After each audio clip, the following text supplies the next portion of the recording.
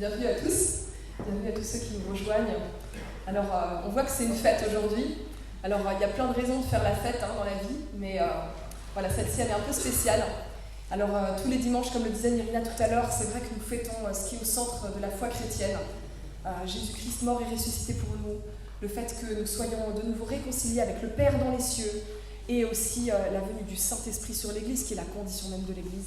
Mais aujourd'hui, voilà, c'est un jour que nous consacrons particulièrement à ce mystère incroyable que, voilà, il y a un acte de puissance que Dieu a répandu à l'inauguration de l'Église, en fait. Et Pentecôte, c'est ça, aujourd'hui. Alors, oui, on est là pour fêter ça et pour plonger un peu dans ce mystère, et puis pour se poser des questions aussi. Parce que si on était juste là pour fêter quelque chose qu'on connaît déjà par cœur, ce serait pas très très drôle. Et en fait, ce qui est vraiment profond, c'est que en fait, Dieu a toujours des choses à nous donner, toujours des choses à nous apprendre, toujours des choses à nous faire approfondir. Et donc, on va se poser des questions aujourd'hui. Pour notre vie, pour l'Église, qu'est-ce que ça signifie que le Saint-Esprit soit venu de manière aussi puissante sur l'Église au milieu de ces gens qui priaient à la Pentecôte? Alors, je vous invite à lire les deux passages qui nous aident à comprendre un petit peu. Le premier se trouve dans Acte 1, et c'est la promesse de Jésus à ses disciples, ce qui fait qu'ils étaient dans l'attente. Jésus leur dit « Il ne vous appartient pas de connaître les temps et les moments que le Père a fixés de sa propre autorité. Mais le Saint-Esprit descendra sur vous.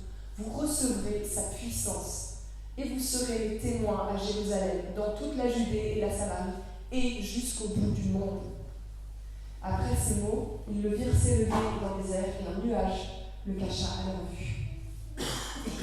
Voilà. Et l'autre texte se trouve donc dans le chapitre immédiatement après, en Acte 2. Quand le jour de la Pentecôte arriva, les disciples étaient tous rassemblés au même endroit.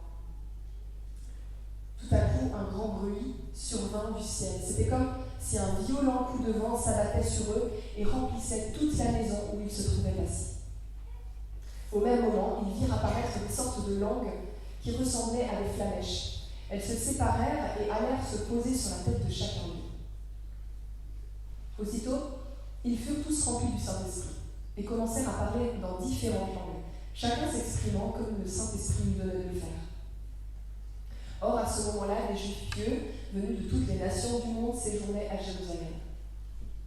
En entendant ce bruit, ils accoururent en foule et furent saisis de stupeur. En effet, chacun d'eux les entendait parler dans sa propre langue. Dans leur étonnement, ils n'en croyaient pas leurs oreilles et disaient « Voyons, ces gens qui parlent, ne viennent-ils pas tous de Galilée ? Comment se fait-il donc que nous les entendions s'exprimer chacun dans notre langue maternelle ? Nous sommes Parthes, Mèdes ou Élamites, nous habitons la Mésopotamie, la Judée, la Cappadoce, le Pont ou la province d'Asie, la Phrygie ou la Pamphylie, l'Égypte ou le territoire de la Libye, près de Cyrène, ou bien nous vivons à Rome, nous sommes juifs de naissance ou par conversion, et nous venons de la Crète et de l'Arabie, et pourtant chacun de nous les entend parler dans sa propre langue, des choses merveilleuses que Dieu a accomplies. Ils n'en revenaient pas. Plongés dans la plus grande perplexité, ils se demandaient entre eux qu'est-ce que cela peut bien vouloir dire. Mais d'autres tournaient la chose au ridicule. C'est le vin, disaient-ils, ils ont trop bu. Qu'est-ce que cela peut bien vouloir dire? Ça, c'est la question que se posaient toutes les personnes qui avaient le cœur ouvert et qui ont été témoins de cet acte, ce miracle absolument incroyable. Qu'est-ce que ça peut bien vouloir dire? En fait, cet acte de Pentecôte que Dieu a fait pour ses disciples, alors là, dans la traduction, c'était pas clair, mais c'était beaucoup de disciples. C'était pas juste les 12, c'était pas juste les 12 apôtres, mais il y avait plein de gens, des hommes, des femmes mélangés, certainement plusieurs générations. C'était vraiment une foule de gens, quoi. Une foule de gens qui étaient là en train de prier dans l'attente de ce que Jésus leur avait promis, mais dont ils ne connaissaient absolument pas la forme, ni les conditions, ni quoi que ce soit. Ils étaient là rassemblés et ils ont vécu un truc qui dépasse leur entendement. Pourtant, ils en avaient vu pour certaines des choses, ils avaient vu des miracles. Mais ils ont vu, pour la première fois, quelque chose d'extrêmement puissant sans la présence physique de Jésus. Alors, qu'est-ce que tout ça peut bien vouloir dire? Tout ça peut vouloir dire tout simplement qu'en fait, Dieu a, à travers Pentecôte, c'est l'acte qu'il a donné, un acte dinguissime pour valider, pour fonder cette Église, pour dire ces gens-là, ces illuminés-là qui sont en train de prier pendant des heures et des heures, tous ensemble, les hommes et les femmes mélangés, comme ça se faisait pas trop, ces gens-là, ils sont illuminés c'est ceux-là que j'ai choisis pour mon église. Je les valide. Et il y a plein de gens qui ont été témoins de ça. Plein de gens qui n'avaient rien demandé, qui ont été témoins d'un truc qui est absolument surnaturel. Pentecôte, c'est l'acte fondateur, c'est l'acte qui valide l'Église, en fait. Et moi, je ne sais pas si comme moi, la première fois que vous avez lu, et les suivantes aussi, vous vous êtes dit « Waouh, ça devait être super fort », et que vous vous êtes dit aussi « Mais en même temps, il y a un décalage avec l'Église. » Parce que, voilà, il y en a peut-être certains d'entre vous qui ont vécu des choses ultra fortes avec Dieu, des miracles, des choses comme ça, mais de là à voir les murs qui tremblent, le vent qui souffle dans la salle, des flammes qui se posent sur chacune de nos têtes, c'est quand même autre chose. Et vous vous êtes dit, mais il y a quand même, waouh, qu'est-ce qui se passerait si en fait on vivait ne serait-ce que du feu qu'il y avait là? Qu'est-ce que ce serait si, en fait, tous les jours de notre vie, l'Église se rappelait de la puissance qu'elle a reçue ce jour-là, de la puissance que Dieu a mise là pour valider son Église. Si en fait on prenait juste acte de génération en génération, depuis que ça s'est passé, et qu'on se disait, waouh, on a reçu une puissance, où en serait le monde aujourd'hui? Ça, c'est la première question qu'on peut se poser, chacun. Où en serait le monde aujourd'hui si, de génération en génération, on s'était souvenu chaque jour de la puissance que Dieu a donnée à l'Église? Parce que vous savez, moi je crois que Dieu, quand il donne, il ne reprend pas en fait. Je crois qu'il ne reprend pas. La puissance, elle est là. Il l'a donnée à son Église, il a validé son Église. Et en fait, il y a quelque chose qui fait que de temps en temps, ça se réveille, de temps en temps, ça s'endort. De temps en temps, il y a des super œuvres qui font parler d'elles dans le monde entier, etc. Et de temps en temps, il n'y a plus rien. On ne sait plus ce qui se passe. En fait, Dieu, il faut quand même considérer ce mystère. Dieu a créé l'être humain pour être son peuple, pour être sa famille. Voilà, pour être vraiment sa famille, quoi, pour se réjouir comme nous, on se réjouit dans notre famille. Il a créé l'homme et la femme pour ça, et les humains pour ça. Et il y a eu un moment T dans l'histoire, et de manière répétée ensuite, où en fait, cette famille a voulu manifester de plusieurs manières qu'elle voulait se séparer de son origine et de son créateur. Dieu a créé l'humain pour être sa famille, mais à un instant T, à partir de la chute et de manière répétée ensuite, chacun d'entre nous a manifesté d'une manière ou d'une autre qu'il ne voulait pas, en fait, être famille de Dieu et qui voulait être séparé de cette source. Et en fait, malgré ça, Dieu a mis tout en œuvre, toute la folie de son amour en œuvre pour restaurer une famille. Il a envoyé Christ pour restaurer une famille, pour que son plan d'origine puisse être accompli à travers une nouvelle famille. Et cette famille, c'est l'Église. Et cette famille, c'est cette Église qu'il valide par un acte puissant, à l'acte de la Pentecôte. Et en fait, je disais tout à l'heure, Dieu donne, il ne reprend pas. Et Dieu donne une puissance, mais en fait, voilà, c'est un acte très très fort à la Pentecôte, et cette puissance ne disparaît pas. De la même manière, quand Dieu a décidé de restaurer sa famille, quand il a envoyé Christ pour rendre cette chose possible, quand il a envoyé son Fils pour que nous soyons réintroduits dans la famille, eh bien, en fait, il nous a restaurés vraiment, en fait. Il nous a restaurés vraiment. Et vous savez, la restauration, c'est pas un truc qui se prêche, en fait. C'est un truc qui est donné. C'est déjà donné. Et c'est une promesse pour chacun d'entre nous, et c'est une promesse pour toutes les églises qui veulent bien se rassembler et prier. La restauration, c'est une donne et une promesse. Et la question qui nous est posée, c'est est-ce que tu veux la vivre, cette promesse? Est-ce que tu veux la vivre? Et est-ce que tu veux la vivre à 10%, à 20%, à 50%, à 80%, à 100%? Est-ce que tu veux vivre cette restauration? Et à combien de pourcents tu veux la vivre? Parce qu'elle est là, elle est donnée. On est une famille restaurée par Christ. Vous savez, ma grand-mère, quand j'ai commencé à faire des études de théologie, elle avait à peu près, elle approchait les 80 ans. Et à 80 ans, elle était vraiment une dame qui avait été bercée dans l'univers chrétien. Elle allait sur le catéchisme, voilà. Bref, c'était vraiment l'univers protestant, totalement sage. Vous voyez ce que je veux dire? Elle a tout fait ce qu'il fallait. Et à 80 ans, elle me dit, tu vas pouvoir répondre à une de mes questions quand même. Il sert à quoi le Saint-Esprit? Je sais pas, d'accord. Et au début de mes études de théologie, en fait, j'étais même pas capable de répondre moi-même. C'est un truc de fou, parce que moi-même, j'étais pas encore convertie à cette époque-là. Je l'ai découvert après, je l'ai compris après. Et en fait, il y a des gens à 80 ans qui ne savent pas à quoi ça sert le Saint-Esprit. Mais comment ça se fait qu'en fait, dans nos églises, il y ait eu un tel silence, qu'il y ait eu une telle absence d'expérimentation du Saint-Esprit? Comment ça se fait? Comment ça se fait qu'il y a un moment où on s'est dit, non, ça c'était pour le début, mais c'est plus possible maintenant. Ce que Dieu a donné à un moment, c'est pas vraiment pour nous, aujourd'hui. Comment ça se fait qu'à un moment, on ait fait une telle rupture? Et en fait, c'est comme s'il y avait une sorte de pudeur qui s'est installée, puis en fait, l'Esprit Saint est devenu une sorte d'illumination très personnelle, très discrète. Oui, voilà, très comme une lampe de chevet qu'on a chez soi, en fait, pour éclairer sa lecture de la Bible. Mais ça, c'est une conséquence du fait que de quelque chose de beaucoup plus global et de beaucoup plus puissant que ça, en fait. On en a fait une sorte de petite lampe de chevet, le Saint-Esprit personnel. Mais en fait, le Saint-Esprit est une puissance qui s'est déposée sur l'Église, dans sa globalité, dans sa totalité. Et en fait, il y a d'autres églises qui se sont dit aussi, en fait, voilà, ce qu'on lit là dans la Bible, il faut absolument qu'on le revive. Et du coup, il y a un peu cette tentation aussi qui peut s'installer de se dire, puisque nous on le vit pas, il va falloir qu'on recrée toutes les conditions possibles pour revivre ça. Et puis de se dire, il faut qu'on vive exactement ce qu'on lit dans la Bible.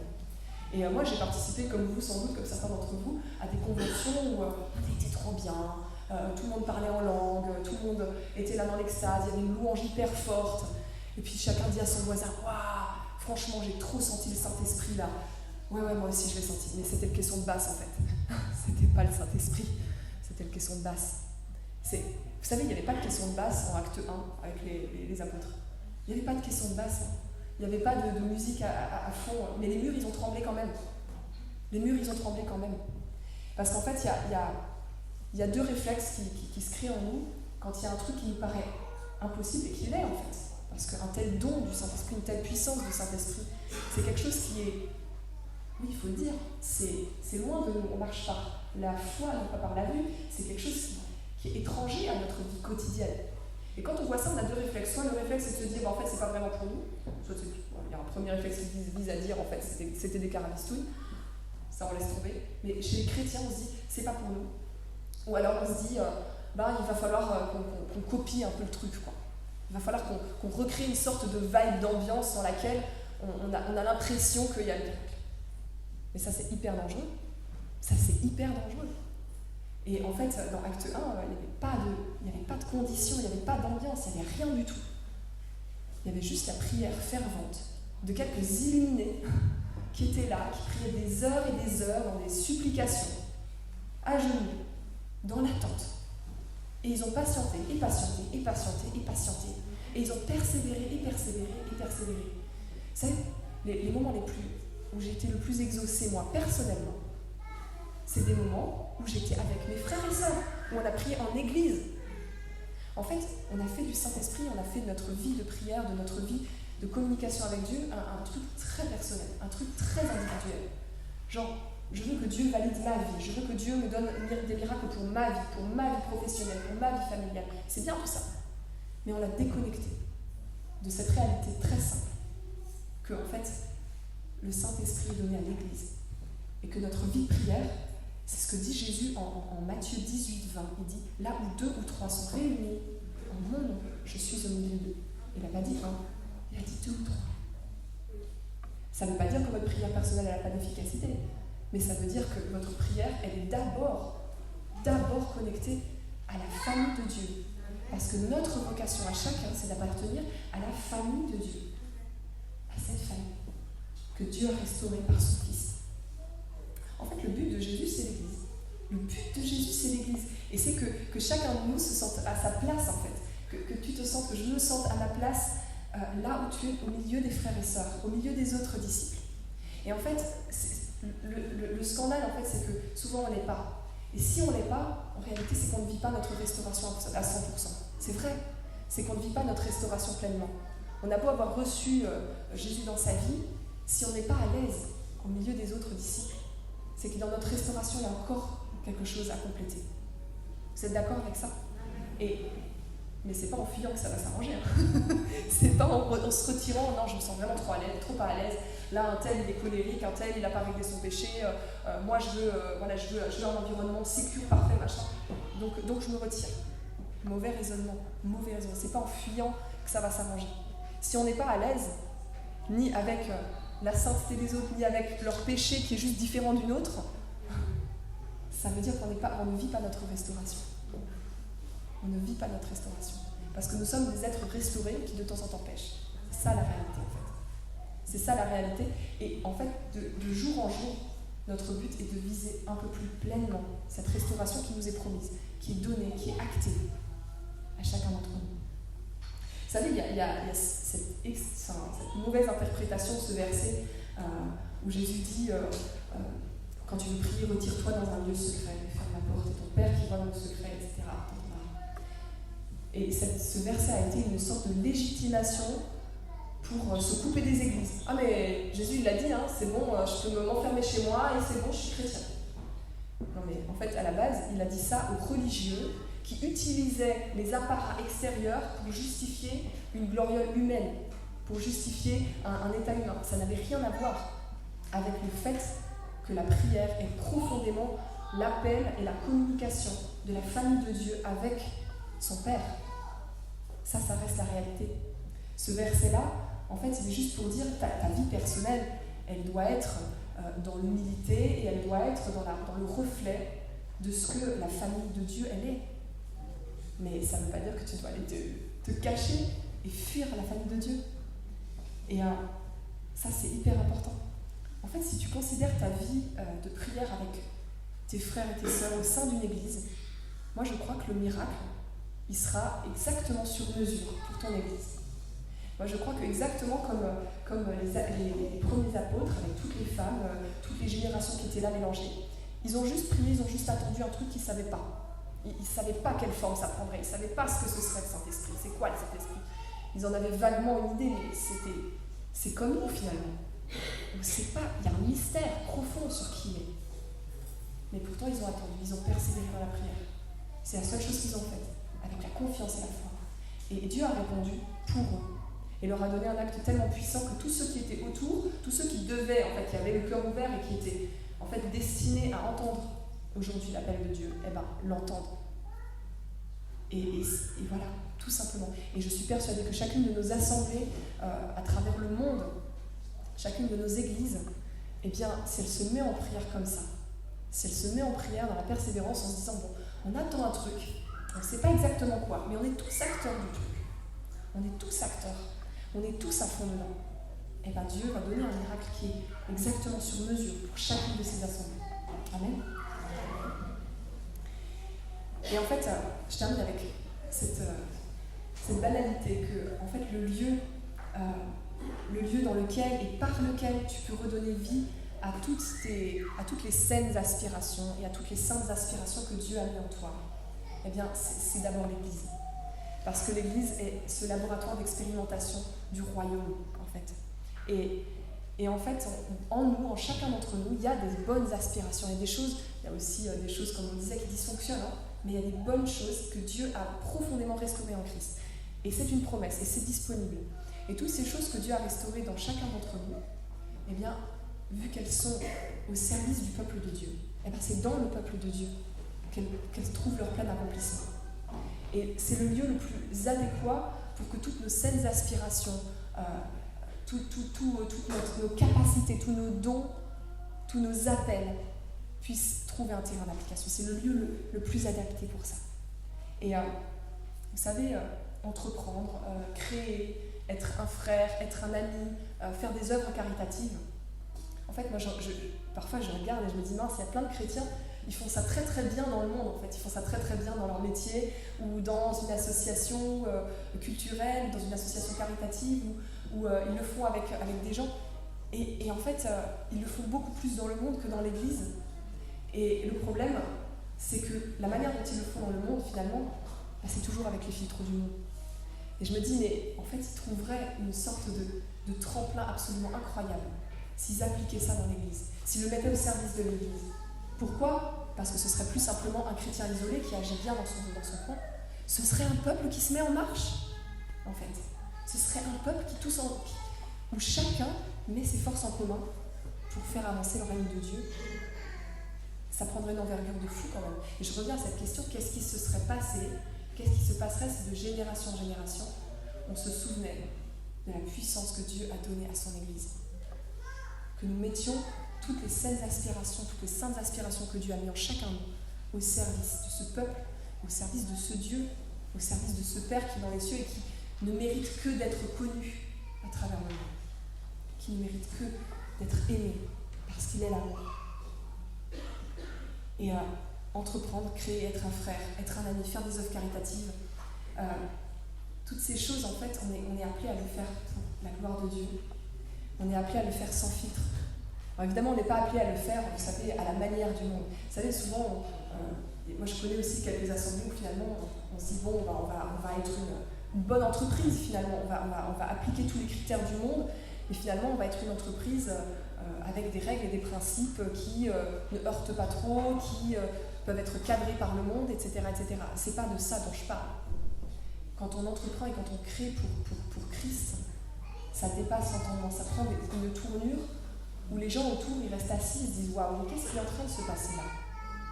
Et de temps en temps dans l'histoire, on a vu ce genre de choses. Et en fait, Pentecôte, c'est le lieu, le moment dans lequel on doit se rappeler, mais en fait, ça devrait être tous les jours comme ça. Ça devrait être tous les jours de notre vie comme ça. On devrait être l'Église. Mince, on devrait être l'Église. Pas juste les chrétiens qui vivent à 20%. On devrait être l'Église ensemble, on devrait tout mettre au service de ce peuple qu'on est, de cette famille qu'on est, de cette famille restaurée. Alors, vous savez, l'exemple qu'on prend souvent, c'est évidemment, on en parle toujours à Pentecôte, c'est Babel. Babel, vous savez, c'est ce moment où, après la chute, après le fait que Adam et Ève dans la Bible aient péché, c'est l'autre acte très symbolique qui montre que les humains ont tellement voulu se détacher de leur source qu'en fait, ils ne font que des mauvais choix. En fait. Et ils construisent une tour et ils se disent on va construire une tour immense, comme ça on va se faire un nom. Comme ça, on va attendre Dieu, voire on va peut-être le dépasser, on va se faire un nom. Et en fait, le fait qu'ils se soient séparés de leur source, qu'ils aient voulu se séparer de leur source, de leur père, montre qu'en réalité, ils font que des mauvais choix. Ils mettent leur talent au service d'un truc pourri, qui sert à rien, qui sert juste à rien, à leur perdre leur temps, et qui va manifester en fait que simplement la séparation avec leur source va être aussi la séparation avec tous leurs frères et sœurs. Le nombre de relations complètement corrompues qu'on a dans le monde vient du fait qu'on a été séparés, qu'on a voulu être indépendants sans Dieu et qu'on a fait les mauvais choix. Tous nos liens pourris avec les uns avec les autres viennent de là. Et cette tour de Babel, elle nous rappelle. Elle nous rappelle que quand tu te coupes de ta source, tu te coupes des autres aussi. Et tu te coupes de tous les bons choix que tu pourrais faire. Et de tout, tu te coupes de tout ce que tu pourrais faire de bon avec les saines aspirations qui sont en toi. Mais si tu reviens à Christ et que tu considères la puissance qui a été donnée à l'Église et que tu te considères dans cette famille qui est restaurée, que tu te considères comme un membre à part entière, un membre que l'Église appelle, que l'Église désire, et un membre qui a besoin aussi de cette Église, alors là, tes saines aspirations, elles vont exploser. Tu vas faire les bons choix. Tu vas te mettre au service de ce Saint-Esprit. Tu vas être disponible à ce qu'il te dit, à ce qu'il te montre comme chemin, etc., etc.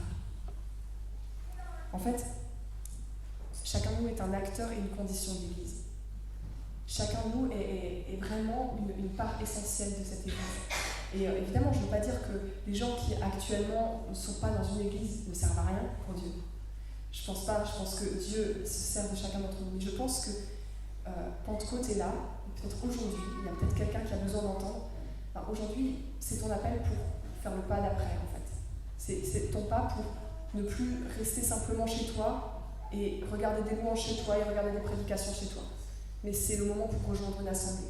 C'est le moment pour mettre tout ce qu'il y a en toi, tout ce que Dieu a donné comme promesse de restauration en toi, au service de la famille qui elle aussi a une promesse de restauration et qui a une vraie puissance. Peut-être c'est ton appel aujourd'hui, peut-être c'est l'appel de quelqu'un aujourd'hui. Je crois qu'il y a des moments dans la vie où on est appelé à passer d'un niveau à un autre. Et on est appelé à rentrer dans le jeu dans le jeu comme les apôtres, et toutes ces personnes ont accepté de le faire et qui ont reçu un acte qui les a validés auprès de plein de personnes qui attendaient, qui étaient là aussi. Moi je pense que vous savez, quand les gens ils étaient là enfermés en train de prier, ils se disaient on a lâché nos familles, on a lâché nos entreprises, on s'est coupé de telle frange de la société avec laquelle on était bien pour suivre Jésus. Aujourd'hui, certes, on l'a vu ressusciter, mais il n'est plus là physiquement. Ils sont quand même en train de nous regarder un peu bizarre et de se moquer un peu de nous et de se dire un peu ce qu'on fait, de se demander un peu ce qu'on fait. Et je pense qu'ils étaient là, ils priaient, ils n'étaient pas très rassurés en fait. Ils étaient quand même un petit peu... Ils avaient besoin de cette confirmation. Et Dieu, dans leur prière, leur a donné ce dont ils avaient besoin. Il leur a donné un acte tellement fort que tous les gens autour se sont dit « Waouh, là, il y a un truc qu'on ne maîtrise pas. » Il y a ceux qui se sont moqués, bien sûr, parce qu'il y en a toujours qui choisissent le mauvais camp. Mais il y a aussi tous ceux qui devaient entendre. Tous ceux qui devaient rencontrer Dieu et qui, à travers l'Église, qui était là, à travers ces personnes, qui, à travers l'Église, ont rencontré le Christ et ont pu avoir le salut en lui. Amen. Alors je vous invite à prier et je vous invite à recevoir chacun dans toute la mesure de ce que le Saint-Esprit veut lui donner personnellement et au service de ce peuple que Dieu a racheté. Oui, Père éternel, merci pour qui tu es, merci pour cette belle fête que nous vivons aujourd'hui. Merci aussi pour toutes les belles symboliques que nous allons vivre à travers la présentation de tous ces enfants et qui sont vraiment regardés par toi et aimés par toi dès leur conception. Merci pour ces beaux actes, merci pour tout ce que tu installes dans cette communauté comme signe prophétique. Merci pour ta parole qui rejoint chacun d'entre nous en fonction de ce qu'il a besoin d'entendre, de ce qu'il a besoin de recevoir et de ce que tu l'appelles à faire. Et Père, on veut te demander justement cette disponibilité, que chacun de nous, chacun de ceux qui se considèrent comme un membre du corps de Christ, puisse prendre la pleine mesure de ce que tu lui as donné à Pentecôte et de ce que tu as donné à l'Église. Que chacun d'entre nous puisse prendre la mesure que ce lieu où que l'assemblée des chrétiens est le lieu dans lequel tu l'appelles, dans lequel tu le places pour qu'il soit bien et pour qu'il porte du fruit. Et je te prie que ton Église, elle règne aujourd'hui, qu'elle profite de ce jour pour proclamer qu'elle est faite pour briller dans ce monde, qu'elle est faite pour être témoin jusqu'au bout du monde. Et parfois, le bout du monde, ça commence par notre voisin, par la porte d'à côté. Et Père, je te prie vraiment que cette Église, elle soit investie pleinement de ton Saint-Esprit, qu'on prenne conscience qu'on est restauré, que tu n'as pas retiré ta promesse, et que c'est ensemble qu'on fait une œuvre à ta gloire. Donne-nous la puissance de la prière aussi, et la persévérance de rester dans l'attente de ta gloire.